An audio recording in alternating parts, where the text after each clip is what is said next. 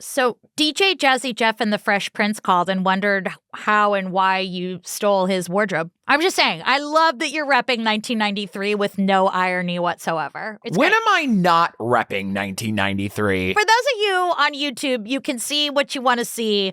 Joey is wearing a shirt that is straight out of Kid and Play. Come on. Let me be, okay? I'm in my feelings today. It's a little gloomy here in LA, and I was like, I'm going to brighten this shit up. And you know what? You need to brighten up your attitude, or you're going to find yourself on a new podcast. Yeah? What's the podcast's name? It's going to be called I Thought Not, but turns out, yes. That's what it will be called. Someone call Spotify. We got a winner.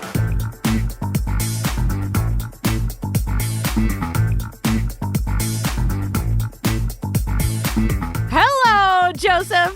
Hello, Yellen Marie Marsh. Wait a minute, I have to tell you. So I got some weird news this week, and I had no plans on seeing Charlie XCX for a second time, but she was in LA, and I'm like, I'm going. Yeah. Going to a concert in New York City is very different than going to a concert in LA. I was surrounded by influencers and people who were just like taking selfies in front of nothing. Right. For content, and I was like, it's a whole new world. Weirdo influencers taking pics. They stand in front of a hot dog stand or a real cool band, and they say, I'm gonna capture this moment. Like, it's just a different mentality. Yeah, I know. Joey moved to LA 2 weeks ago, and he's gotten 3 nose jobs. I wish I could get one. I'll take one.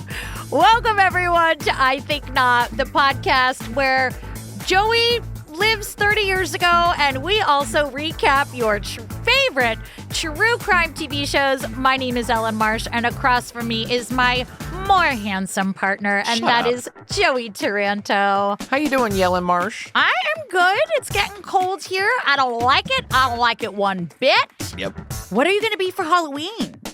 Home? I'm like, no, I don't know. I mean, maybe I'll go to my friend Kirsten's house and watch her kid trick or treat. But apparently, I didn't know this. Like, trick or treating is going by the wayside because people just go to events where kids can like trick or treat in a fucking parking lot, or they go to Disneyland. Like, people just go to events, get the trick or treating done, and that's it. Right. It's just like they just go to CVS and the mom is like, here's some Hershey's miniatures. Let's go home and watch TV. Do people ring your doorbell for Halloween? Like, yeah, little kids, yeah. But I live in the burbs. But yeah, no, I know. I mean, it really is weird. We're like, don't talk to strangers, but also dress up, take this here pillowcase and ask strangers for food that may or may not have razor blades in it. When you were little, were you terrified that your candy was going to have razor blades in it? Babe, you're forgetting. I was not allowed to trick or treat. Oh, right. It's the devil's holiday. Yay, Satan. Satan. Spirit. Well, you all, we are on our very last episode of Mean Girl Murders, but don't you worry, we are covering a new show called Prison Break over on the Patreon. And for our true crime adjacent show, we are covering that wonderful bit of crime that is Mom Talk. And we are covering the secret lives of Mormon wives over there. And for as little as $5, you can get Joey and I in your ears 4 more times a month. And who wants that? I mean, who wouldn't want that? We also have our merch boxes coming out and our painting party, and we will be watching Joey's favorite Halloween movie for our movie night. What is it, Joey? The Craft. I bind you. I bind you, Ellen. Bind you from doing harm. Harm against others and harm against yourself. If you could see how many times I've tried to do that, that spell doesn't work. Because you still out here in these streets diggy doing and legating amongst of them. But for our last episode of Mean Girl Murders, which was highly requested by you, we bring you Season 1, Episode 4, Mean Rodeo Queen.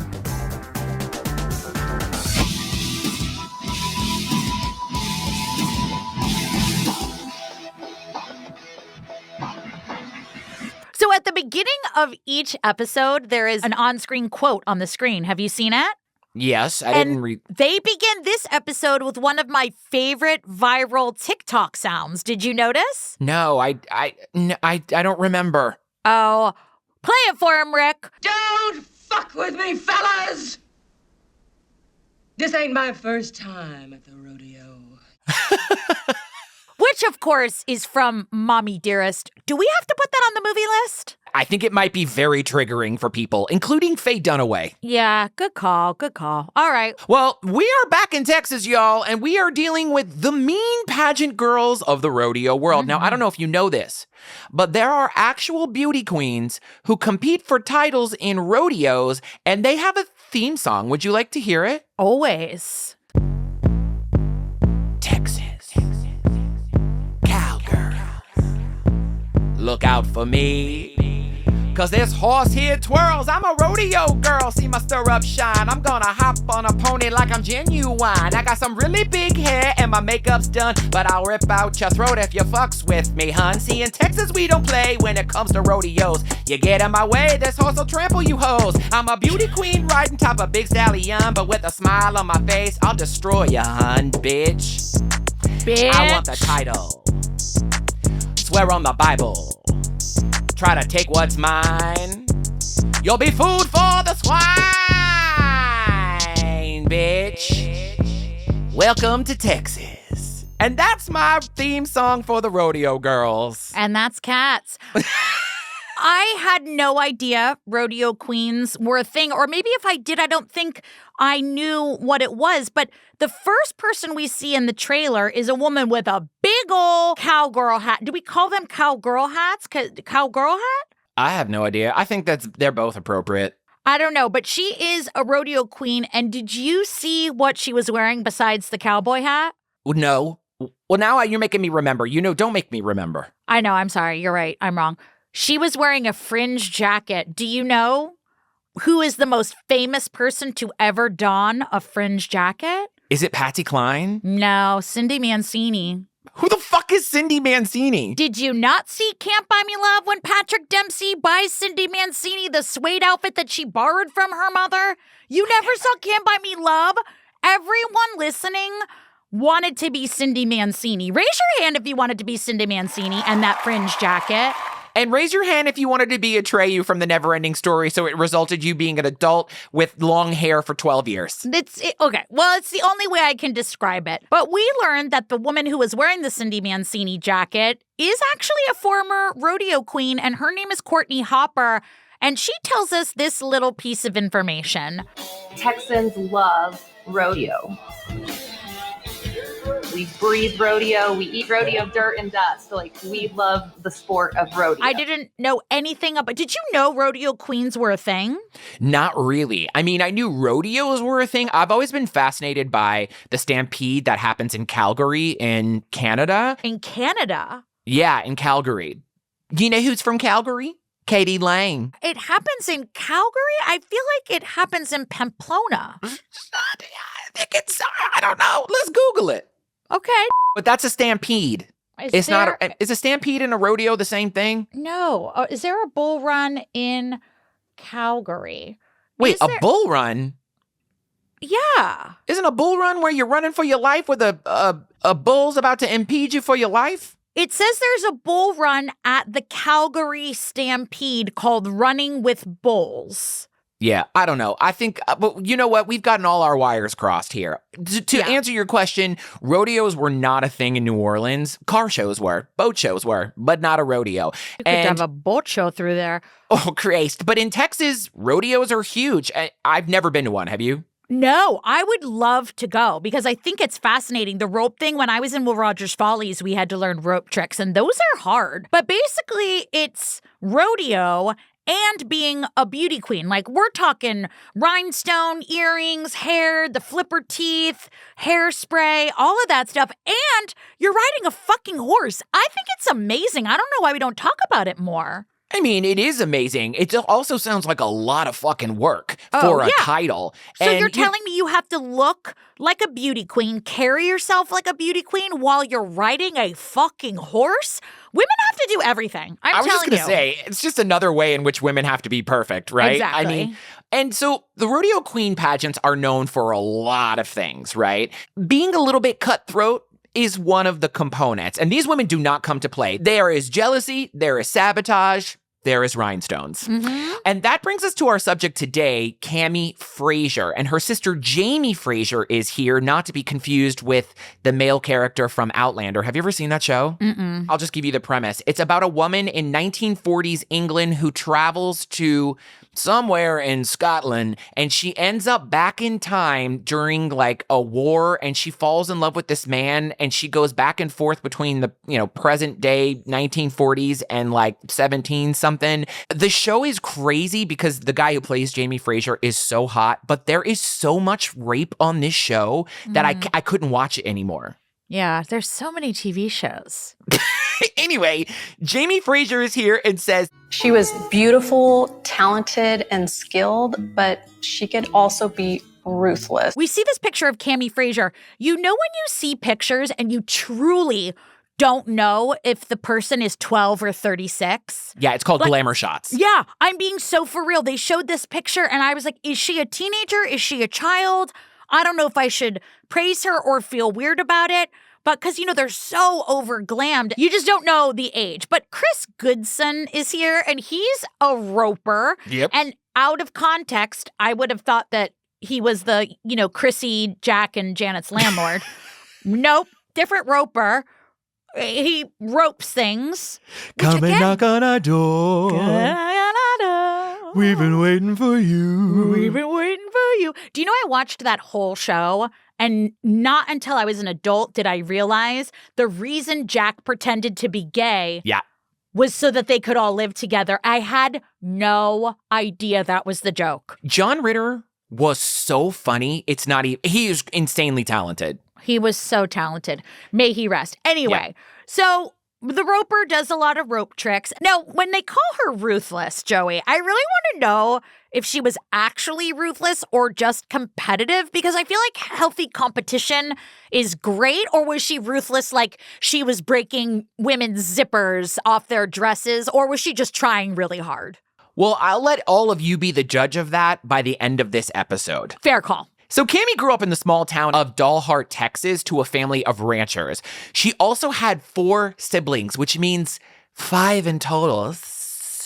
A lot of kids. So many That kids. shit sounds crowded. Yeah. And Sister Jamie says they grew up being very competitive. And I'm like, I've said this before on the podcast. I hate being competitive with folks. I don't want to compete with anyone. Were you competitive with your siblings? We weren't competitive with each other, but we were 3 individually competitive kids. But we we played sports. We were all good. We played competitive sports, but we weren't competitive with each other, no. Yeah, I think maybe one of my brothers was tried to be a little bit competitive with me. And I was like, girl, I don't care about you. Yeah. Exactly. Yeah. So anyway, we are told that everyone in their town of Dalhart knew them. And I mean, as of 2020, Dalhart had a population of a little over 8,000 people. I'm sure everyone did know them. Yeah.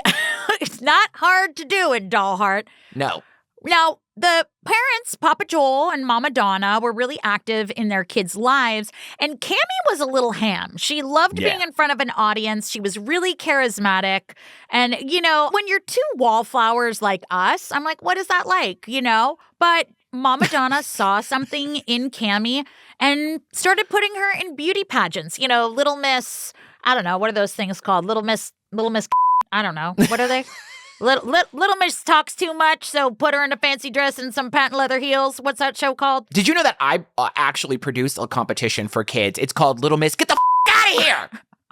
Well, which is funny because the only reason you started that competition was because your series, Little Miss Shut the Fuck Up, that was everywhere. Everyone wanted to be in that contest. So you've done well for yourself. Yeah, I'm thinking of starting a new one called Little Miss Where's Your Mama? Go by her. Donna started taking Cammie to small girl beauty pageants. They got to dress up. Cammie got to put her hair up and wear makeup. Very young, starting at age 5 or 6. She also loved horseback, so it was very fitting that eventually she would end up in rodeo queen competitions. She loved horseback? Is that a verb? She loved, horseback. For real? Isn't it horseback riding, or do we say she loved horseback? Why are you nitpicking at me? I don't know. I don't know if you're pulling a Southern card on me. Is it she loved horseback? I don't know. Where's Ellen? Well, she's doing some horseback. Oh, God, we're going to get so many DMs. Anyway, so she loved riding horses. She loved the beauty queen stuff. So naturally, being a rodeo queen was on her horizon.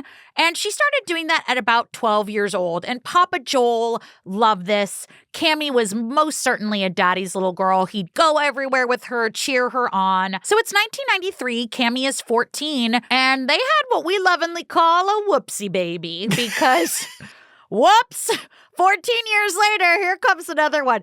I'm allowed to say that. Rabia calls Yasin her whoopsie baby. She's like, bitch, I'm 46. What? No, It thank happens. you. It happens. Listen, when you get late on in life, you don't want to use condoms. So now their mother, Donna, was diagnosed, sadly, around this time with cancer. She was often out of town getting treatment.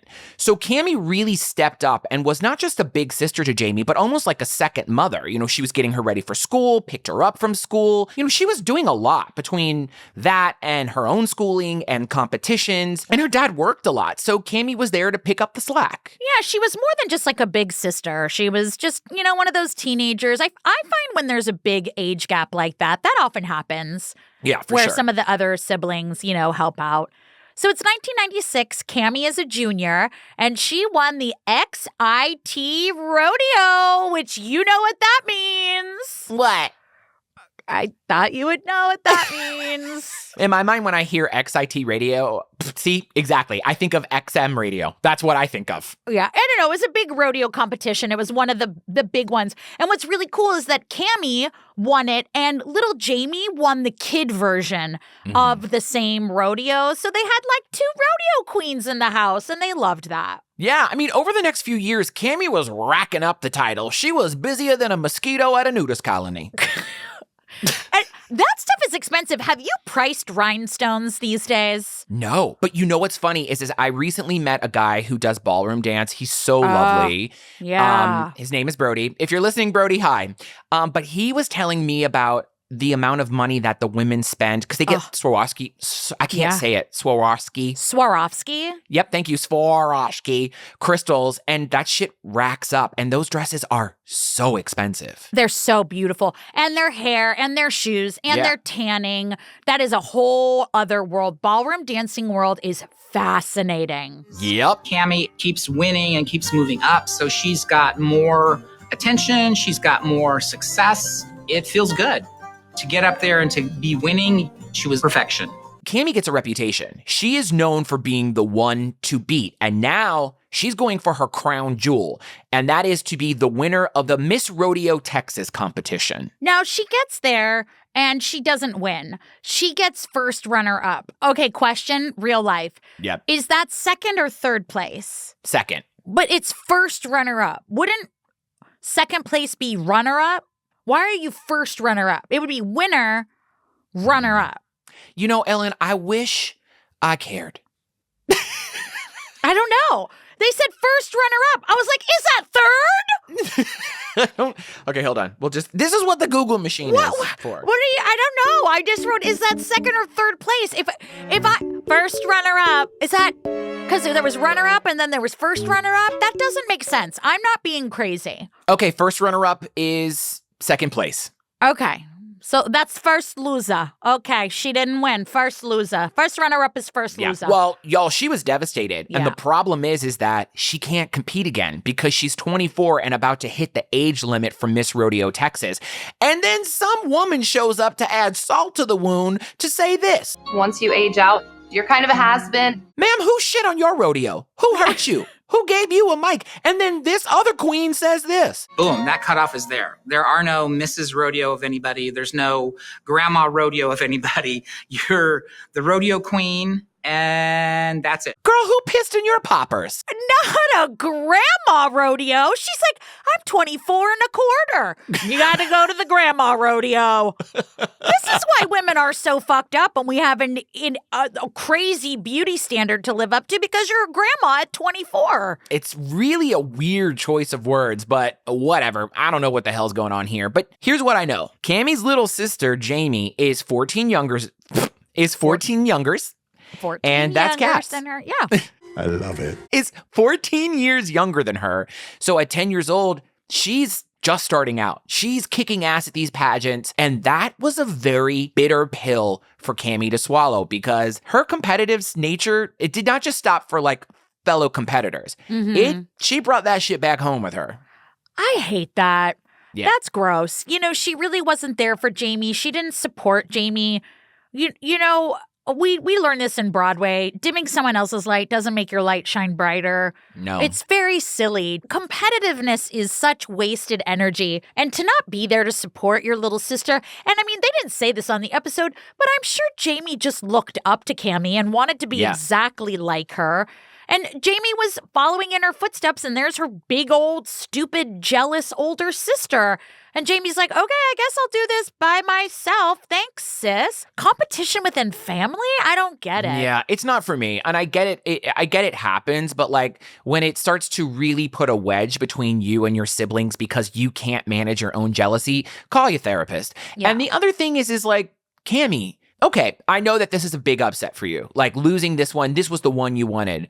But like, look at all of the titles that you've racked up. Look at your reputation. People respect you. People are like, yeah, she was amazing. And of course, there's always going to be a handful of people who were always jealous of you saying, well, she didn't win that one. All right, bitch, but what about the other 350 ones that you did win? You know, it's just silly. This work that Cami has done to get the success and be the center of attention of the family, now there's a younger, newer, brighter girl doing the same thing. That must really hurt. Well, where's Cami? Cami, you know, listen, Mima's out in these streets partying. She's drinking. And we learn, this is really like apropos to nothing, but they tell us that Cami drove a white Hummer. Is there any other car that screams, I need attention and I am most likely a douchebag than a Hummer? Maybe a Lamborghini. But yeah, Hummers are terrible. They are gas guzzlers. They take up too much space wherever they go. I just don't get it. It screams you've got more dick in your personality than in your pants. And I say that because later in life, after my dad sold his Camaro, he drove a Hummer. Ugh.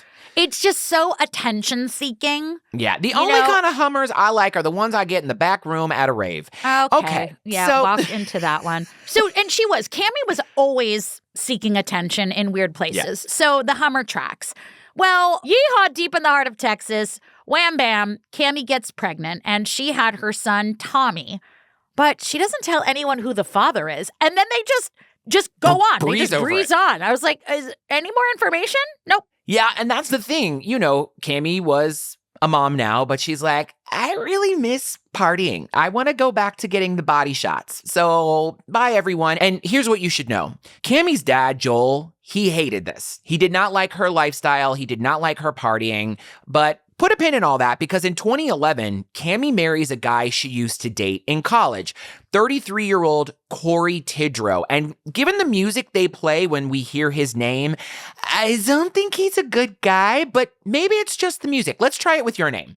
And he marries 75-year-old Ellen Marie Marsh. Okay, let's try it. Now let's try it the other way. And he marries 92-year-old Ellen Marie Marsh. See the music? It might be the music. It's totally the music. And Sister Jamie basically said that Corey was obsessed with Cami, but he wasn't really a part of the family. He didn't click with anybody in the family. He was just there. Do you have people in your family where you're just like, oh, right, you're in my family? I forgot. I only think about you 2 times a year, and that's when I see you if somebody dies or gets married. Look at me. What do you think the answer to that question is? Yeah, sometimes I forget where I am. Also, Chris Goodson, the Roper, is back, and he has one thing to say about Corey. He wasn't a cowboy. That's all there is to it. Well, he would hate me because what's the opposite of a cowboy? A Do we have any beeps, Rick? Do we have any beeps? Your turn. Time passes. Cami and Jamie, they're still not cool. Things aren't getting better. And then sadly, in September of 2015, their mother Donna passes from a rare liver disease. Now, Papa Joel and Mama Donna had been married for 36 years. I have seen this happen with some of my friends.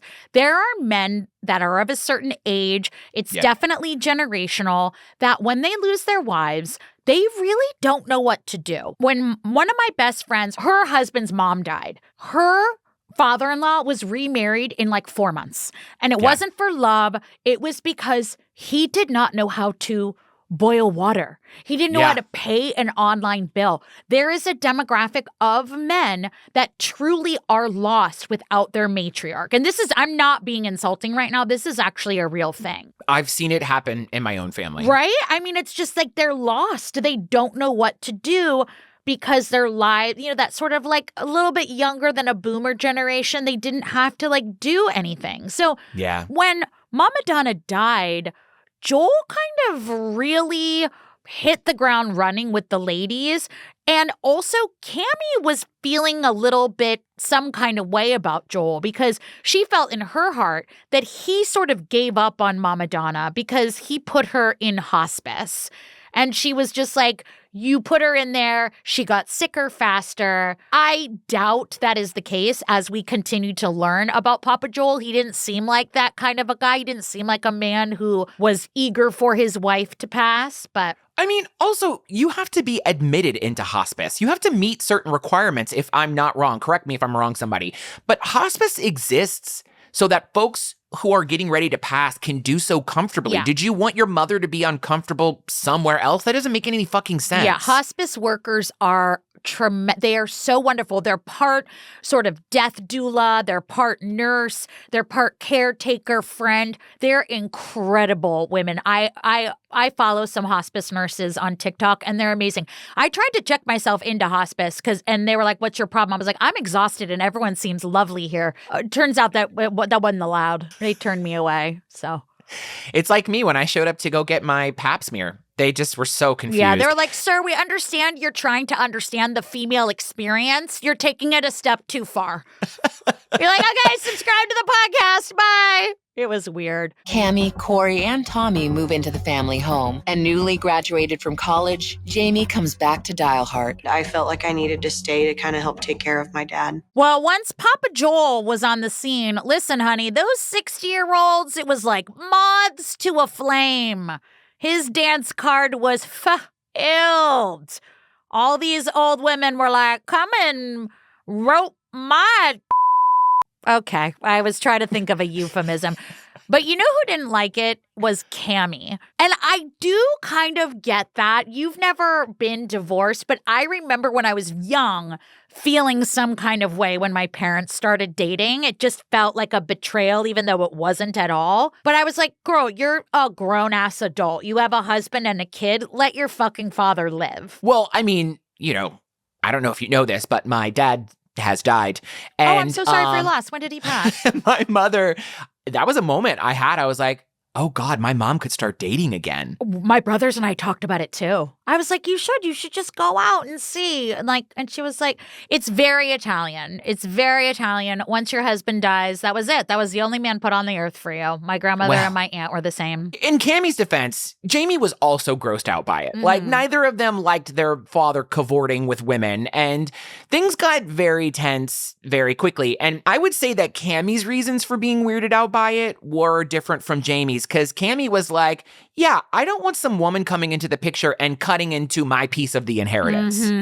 Exactly. So that brings us to July 14th, 2017. Younger sister Jamie Frasier goes to the police to report her father Joel as missing. This came out of nowhere. Yeah, it really did. And she basically said, hey, I haven't seen my dad for 3 days because I went to my dad's house. I kind of looked around.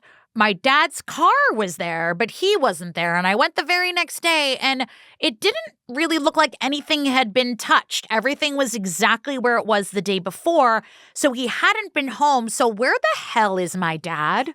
Yeah. So Jamie also mentions it to her sister Cammie and says, I'm going to the cops. So the sheriff stops by for a knock and talk, which I've never heard of. Knock and talk. Yeah, I think it was just kind of like a walkthrough, but I kind of like that. You know what I just learned? What? Hang and bang. What is? Oh, is it like Netflix and chill? Yeah, a hang and bang. You're welcome.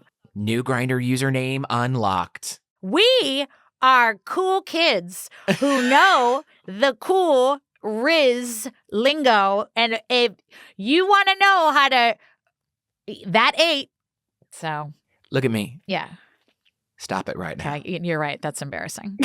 Sorry. Cammie, her husband Corey, and her son are all home when police arrive. You said we'd come in and look, right? Yeah, I suppose. I don't know why not. This is where Grandpa sits Okay. all day. All day. So during this interview, we see little Tommy sort of giving like a very Vanna White tour of the house. They were like, this is where Grandpa sat on his lazy boy. He sits and watches a lot of TV. It was very cute. And Cammie was like, you know what? I don't know where he is. Why don't you ask like one of his million girlfriends and go check with them? And she's like, listen, I saw him last night. He asked me for a milkshake. I made him a milkshake. And then he went on, kind of, he's the tomcat of the town. I don't know. Ask one of his girlfriends.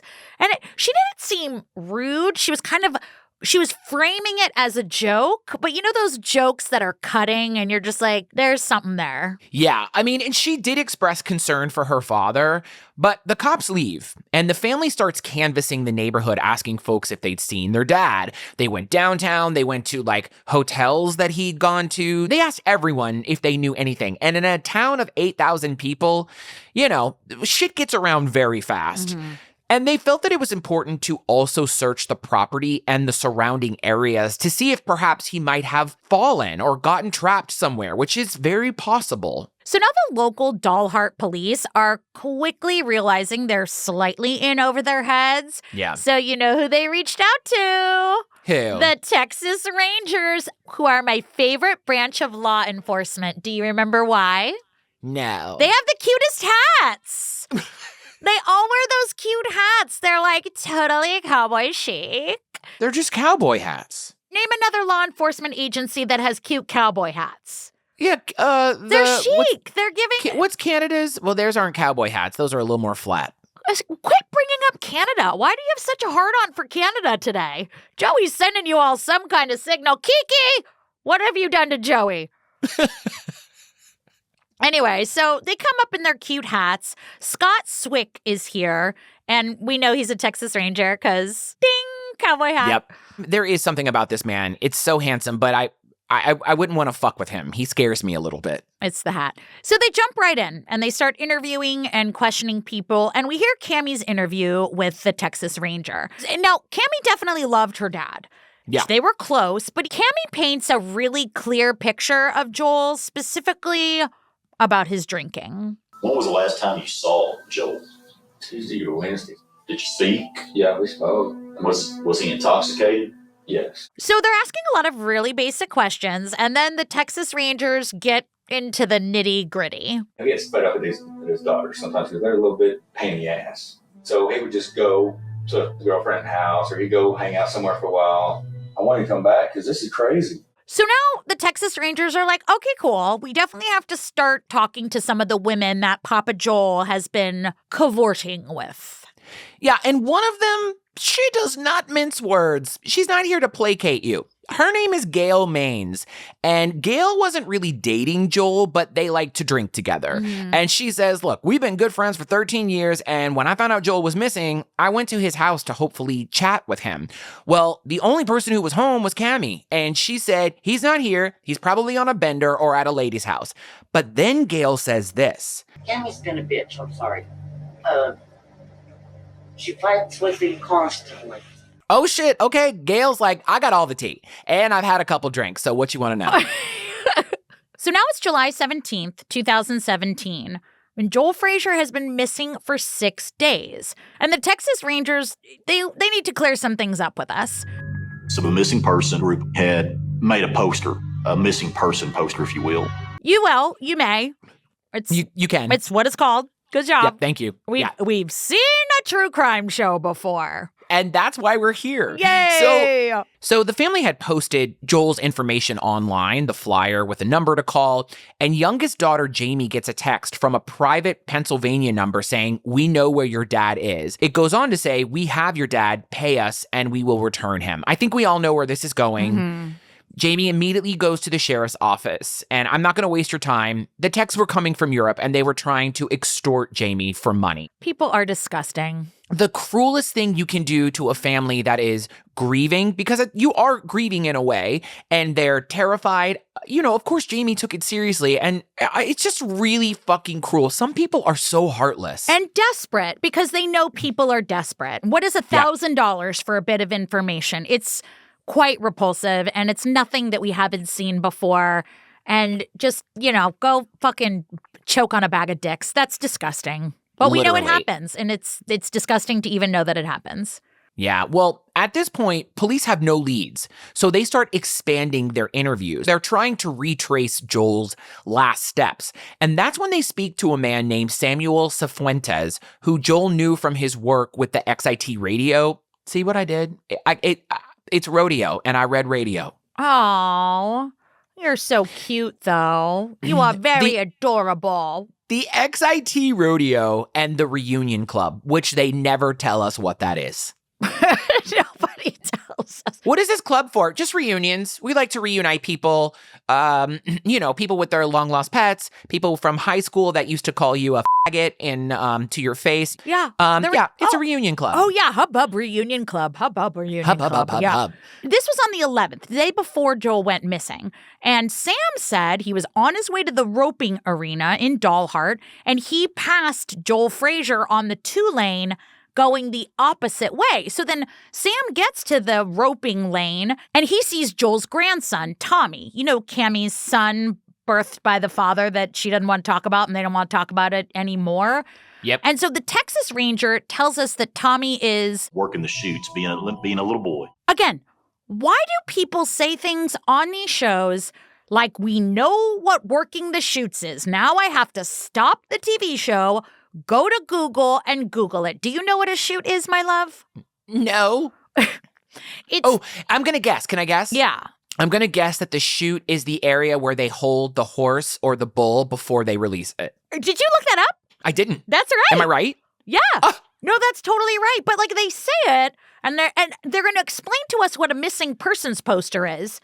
But you're not going to explain to a bunch of non-Texans what a chute is? I mean, listen, you could do us a solid. I'm here to explain gay culture. I told everyone what poppers was. See? We're an educational podcast. You're welcome. So I guess he was, playing with the animals, cleaning the animals, brushing the animals. It doesn't matter.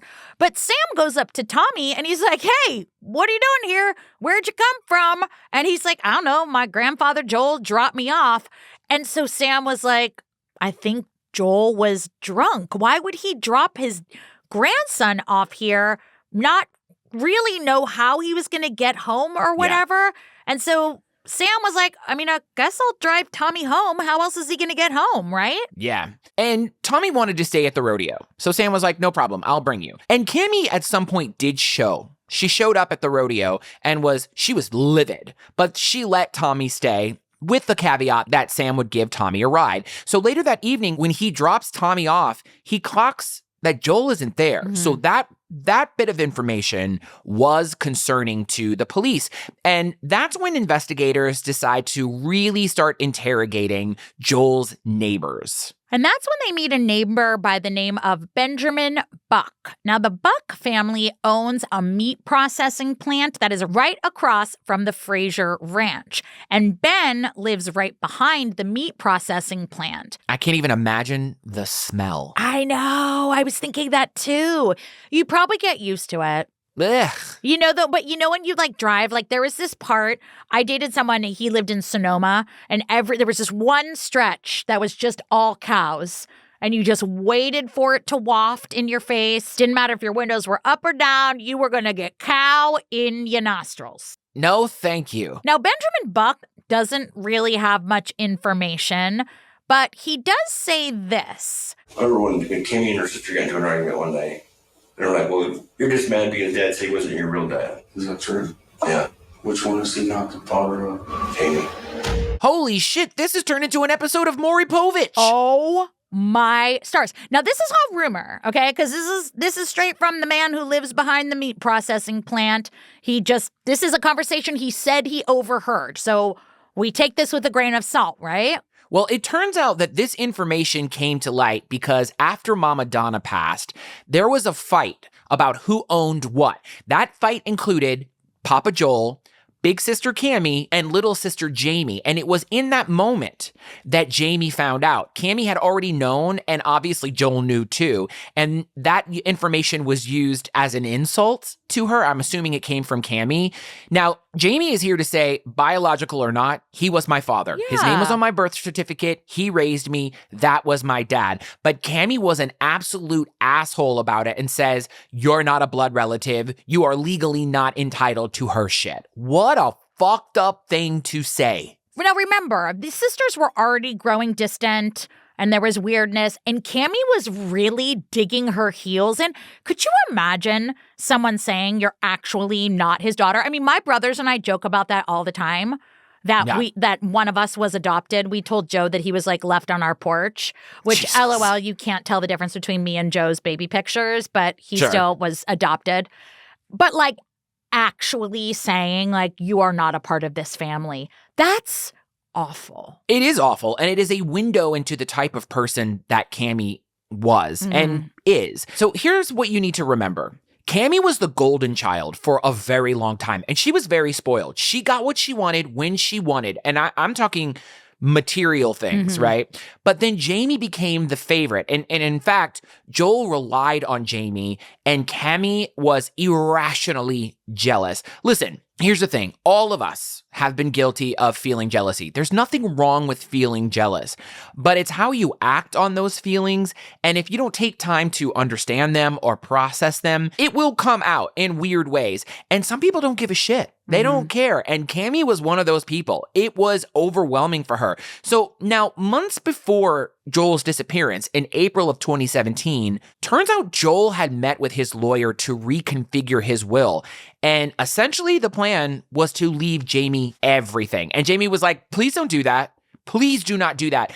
Because that's going to cause a lot of problems, not just with Cammie, but with my other siblings. Like, I don't want all of this. And he was like, bruh, it's my shit.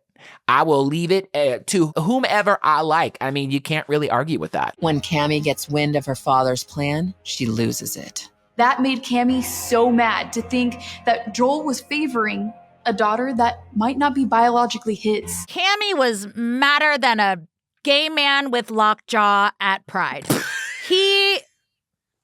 At Folsom. Hey, I like her. I fucking can't. I can't. You will not be the most popular girl at Folsom if you show up with lockjaw. And for those of you who don't know what Folsom is, happy Googling. Cammie was like, listen, I'm sorry you're leaving all of your shit and your estate and your money to a girl who's not actually your daughter. But here's the thing. Even though Joel wanted to do that, the attorney said that Joel never signed the paperwork. And he is very clear and tells us, we sent that paperwork a bunch of times. So the only logical and reasonable explanation is that Cammie intercepted that mail and never gave it to Joel to sign. Thereby, it's not a legal document. Yep. So now we hit August 8th, 2017. It's been a month since Joel went missing, and hopes are really dwindling, you know. But then a woman named Gina Thompson comes forward and speaks with investigators. She's a lifelong friend of the Frasiers, and she wants to share with investigators something that she witnessed that really left her feeling very uncomfortable. Amy's lost her freaking door, dude. Pardon my French, but she has. What do you think that is? She had said that her dad had taken her son somewhere and left him there. So remember, Tommy was like, my grandfather just dropped me off at the chutes. And then Gina goes on to say, Did you tell what was being said? By the time I turned around, I see, you let my son go to sleep, or leaving my son with so-and-so and da-da-da. And I was like, dear God, what the hell? It gets worse from there. I witnessed the slapping her dad over that. Did Joel stay on the porch? Did he go in the house? He went back in the house. So I feel like I should have ran up and said something. That is wild. And all Joel did was go back inside the house. So, of course, investigators had their suspicions about Cammie, but there's nothing to prove that she was involved. They can't arrest her. And they also don't have a body. So that is a huge problem for the investigation. And that brings us to November 1st, 2017. And they got a tip from someone that said Joel was murdered and his body was burned at the incinerator at the butchering plant. Now, you remember, this was Benjamin Buck's place right across from the Frasiers. And obviously, This seems like a crazy tip. They always get weird kinds of things, but they have to investigate, so they head over to Benjamin Buck's incinerator, and we see police photos. Yeah, it is the worst possible outcome because when they investigate that incinerator, they find a skull. When they said that, I just went, Jesus Christ. Mm-hmm. They also found a hand and a pair of Docker house shoes on the feet of the victim. Mm-hmm. Police ended up calling youngest daughter Jamie to confirm that her father wore Docker house shoes, and sadly, they determined that the remains belonged to Joel Frasier. They also had to explain to Jamie that there wasn't much of her father's remains for her to see, which left her devastated. Of course, yeah. So now they're like, what the fuck beef does this Benjamin Buck guy have? Joel was found on his property, so they have some questions for Benjamin Buck. Now, we see the police footage of them going into his plant, into his property. We see the body cam footage, and they're looking everywhere for Benjamin Buck. He wasn't on the property, but they find him and they bring him in for questioning. Now, up until now, Benjamin Buck has just been mentioned, but then they show a picture of him. This man looks like he smells of mildew and Doritos. This man looks like he had gasoline for breakfast. Yeah, this man looks like he is the spokesperson for roofies. This man looks like the spokesperson for a vasectomy. I immediately covered my drink just watching the video of this. Me too.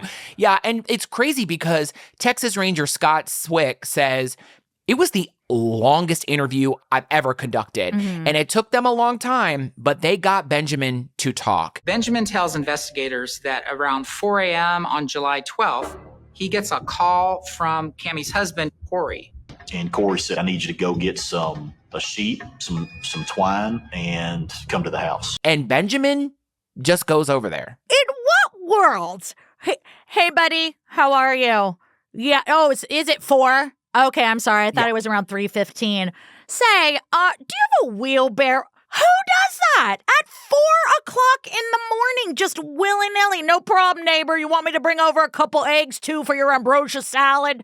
Well, it tells me what kind of relationship they had with this man. Yeah. And they don't say this on the episode. I'm going to guess that there are drugs involved here. They say that Cammie she partied hard, and that her father didn't approve of her lifestyle. I really do think that there was substance abuse issues, and it wouldn't surprise me if Benjamin was also in their ring. There was meth involved. I looked it up. Okay, that makes, well, then my suspicions were correct. Yeah. And you know, the other thing is that if someone calls me at 4 a.m. asking me for a wheelbarrow, a sheet, and some twine, I'm going to be like, cool, so you want me to come over with a murder kit. Yeah. Got you. I'm not involved. Wrong number. She don't go here. Yeah, this is a Walgreens, man. So, but Benjamin goes over there and he knocks on the back door of the house, and then he enters, goes into the living room where he sees Joel lying in his chair, dead. And while this is all happening, this interview, police, thank God, have the wherewithal to track down Cammie and Corey, and they do. And they find them at a gas station, and it looked like their car was packed up because they were about to skip town. Yeah. They don't say that. They just say that their car was packed. Now, meanwhile, poor Jamie hears all this information. She's getting this information that her dad is actually passed, which, you know, all of these families, they're holding out hope. And, you know, you don't want to put your brain there. She's thinking maybe he wandered off. Maybe he went to start a new life with one of his girlfriends. And then you learn that the hope is gone. Not only that, she's learning that her sister also got arrested under suspicion of being involved.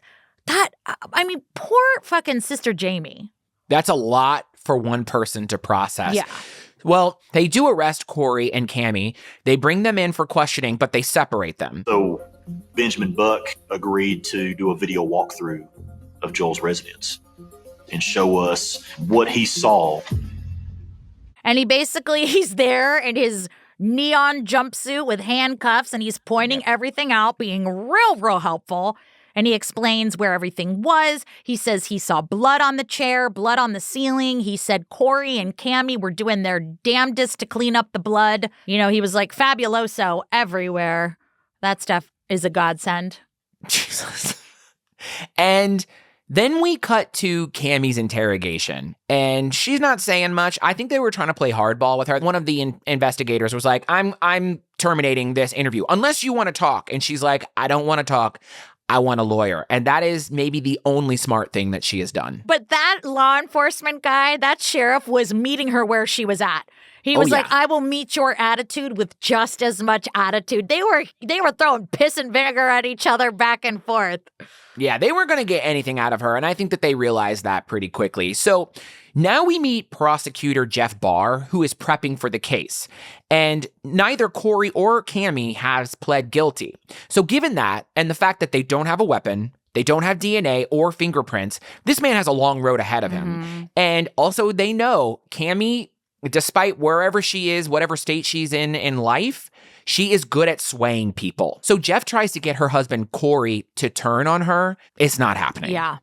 They knew that Cammie was the brains behind the operation. She was the one, pulling all the strings. And they were like, Corey is the only way we can do this. Corey was not biting at all.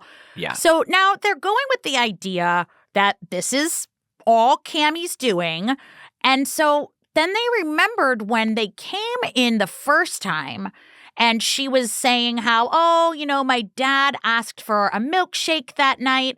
Now, not in the episode, and I don't understand why they didn't explain this. They explained that, they thought that they might have put Benadryl in his system, but they neglected to say that in court, a forensic pathologist testified and confirmed that Benadryl was found in his system. They made it sound like it was just a quirky idea. I was like, no, there was forensic evidence backing this up. I thought that was really strange. It is strange. I mean, she put Benadryl in his milkshake because the point was to sedate him. Yeah. Then Joel died from 2 gunshot wounds to the back of his head. 1 bullet was going in this way and 1 bullet was going in this way. That showed that 2 people were sharing in the shooting. It indicates that both Cammie and Corey shot him simultaneously, most likely with a pillow over his skull in an attempt to muffle the sound. I just can't, I keep thinking about a daughter executing her father and then disposing of his remains like he's nothing to her. Yeah. Also, it reeks of premeditation, right? Yes. They were drugging him with the Benadryl. But why did you call Ben at 4 a.m.?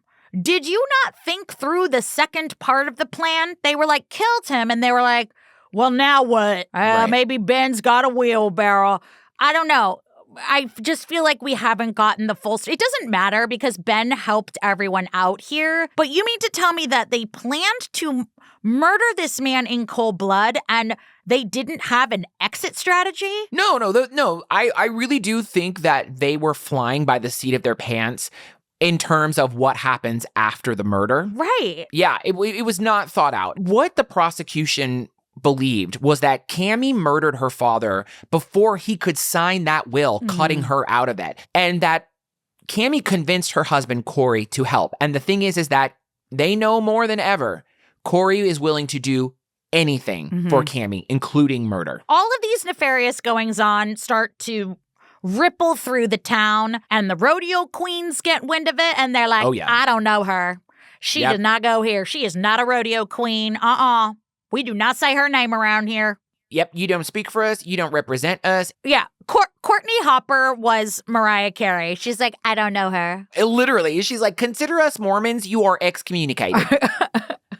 And so just about 2 years later, Corey and Cammie are tried separately. The jury unanimously found Corey Wayne Tidrow guilty of murdering Joel Frasier and gave him a sentence of life in prison. And then Cammie was found guilty of first-degree murder and was also given life in prison. Younger sister Jamie says, facing down my brother-in-law, that was nothing for me because I don't give a shit about him. But when it came time to face my sister Cammie, she just stared at me with this weird sympathetic look on her face, and it made me livid. Yeah. And they made a memorial roping team in memory of Joel down at the rodeo, which, people love, and everyone loved him down there. Not included in the episode, Benjamin Buck got 5 years in exchange for his cooperation and his testimony, which I thought was very small considering all of the stuff that he participated in, but he did, get the actual bad guys. Well, Benjamin was like the key Yeah. to their demise. If they didn't really have a case without Benjamin's testimony, so it doesn't shock me that he got his sentence down to 5 years. Yeah. Oh no, it's Texas. They do things all wicked weird down there. So, but that tip that came through saying that Joel was in the incinerator? Do you know who that came from? Who? Benjamin's sister-in-law, Tiffany. She worked as a butcher in the plant, and she was like, I got some information for you. Because the reason that, not to be graphic, but like that Joel was in, they had his full skull and everything. Yeah. That incinerator didn't even work. So again, it was a plan that wasn't thought through very well. It didn't work the way that they thought. And Tiffany, the sister-in-law, sold him out. So Good. down bitch sister-in-law Tiffany. Wow. Yeah. Well, at the end of the episode, younger sister Jamie says, one day I want to forgive Cammie. I can't now. Mhm. I don't see it happening right now. But if I do forgive her, it's not for her. It is for me because I don't want to live with this. And, I've talked about that a lot on the podcast, is Mhm. that when people wrong you, it's a very hard thing to negotiate because you have to ask yourself, am I going to hold on to this? Am I going to let it change the person that I am? Because it really can. It can morph you into someone very different. Sometimes bitterness gets involved, resentment, and it can change a lot of the components of who you are. Or you decide, I am not going to let this situation define me and define the rest of my life. I'm not going to let it rob me of love and trust and new opportunities. Holding on to that really can filter into all aspects of your life. So I just want to remind you all that no one is owed your forgiveness. And it's really hard. Sometimes it is really fucking difficult. But if you can find a way to forgive for yourself and attempt to emancipate yourself from that pain, it really is worth it. Mhm. Trust me, I've done it more than once. Yeah. For me, if you owe me an apology, please email your concern to idon'tcare.com and I'll send you a response in 100 years. So good luck with that. I'll at gmail.uk.edu. Fuck you. I hold a grudge. .gov. I think that's our say something funny.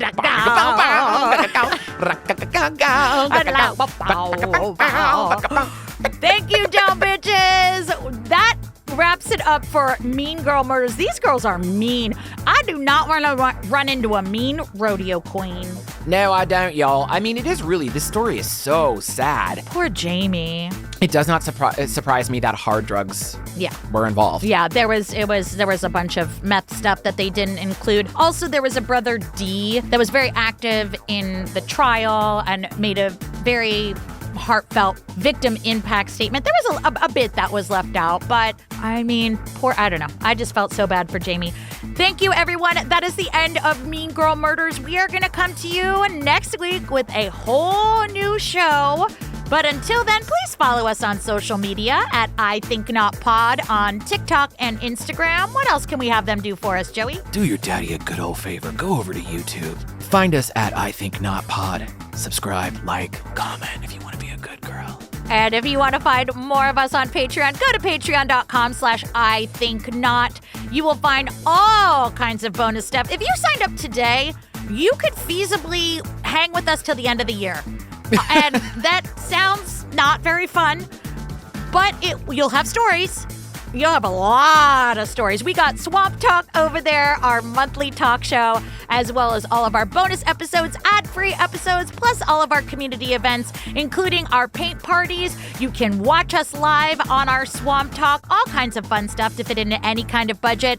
But no matter what, we will be here on your general feed on Wednesdays, and we just love the poop out of you. And don't forget about our Facebook group where you can get updates on what's happening and also just dive right into the community. And that Facebook group is called the I Think Not Podcast Facebook discussion group. I did it. It's only taken you 17 years.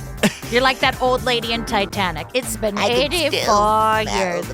Until next time, I love you, Joey. I love you too, Yellow Martian. I love you, DB. Love you, down bitches. Bye. Ellen doesn't forgive.